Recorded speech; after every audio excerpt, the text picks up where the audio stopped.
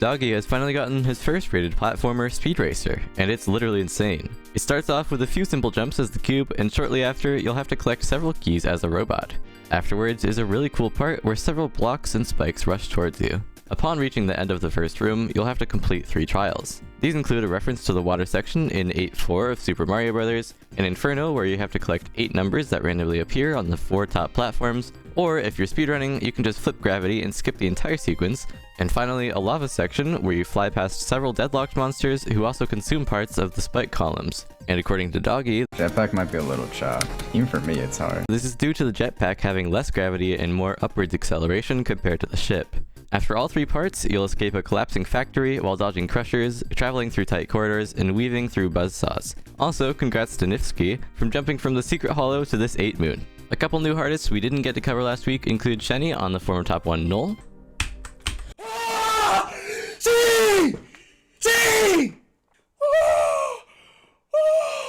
Hyysh beat the 10-second top 5 PLS. However, she beat it with 100% on no-clip accuracy, and it was successfully verified by Aibyou that there were 0 deaths. It could still be argued that using no-clip accuracy removed nerves as they couldn't die, so let us know in the comments down below if you think this completion should count for leaderboards. As 2026 starts off, tons of players are kicking it off with a new hardest, such as MarioKirby, who cleared CreatorCreepy 2 as her new hardest, where she struggled with this section, where she implemented a harder strategy of skipping this yellow orb before turning into a jetpack. She also died 15 times to the last UFO, where after exiting a ball wheel, she had to immediately dodge some high-speed projectiles. GDP has gotten a new hardest of Rabbit Hole, where he struggled in the ending due to the background particles obscuring his vision. Gabby would beat the top 20 Pandora, a level with dash or wall jumps. Gabeist has finally beaten I'm Happy for a 3-minute deathless jetpack level, and revnotruv has finally beaten the hardest jetpack level, I Loved You, where he struggled with the hardest part of the level, or the blue section, due to the very narrow aura spike gap, as well as this mini portal transition into another spike gap, and flying through the several rows of deadly boxes while collecting hearts.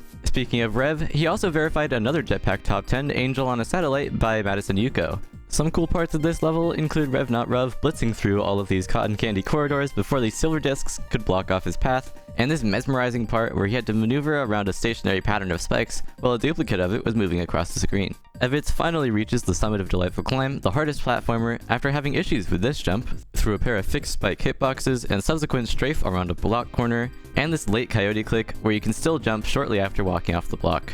Artemka has verified the top 30 Intersquidward, which references the SpongeBob episode Rock Bottom where he's stuck at the base of the cliff. The first half is noticeably more difficult as it has several late coyotes, these back-to-back fast turnarounds where you also have to avoid a couple of spike ceilings, and this atrocity where Artemka jumped with the perfect height, then pressed right and corner clipped onto the next block. Artemka is on an absolute roll this year, as within the first 10 days, he has verified the top 40 jetpack level I'll Fly to You, the former impossible level I Wanna Unalive SANTETO, and Arouvis Never Clear. He also verified Dementia. Thank you for watching, shoutouts to our channel members, and don't forget to like and subscribe so we can reach 10k before the end of the year.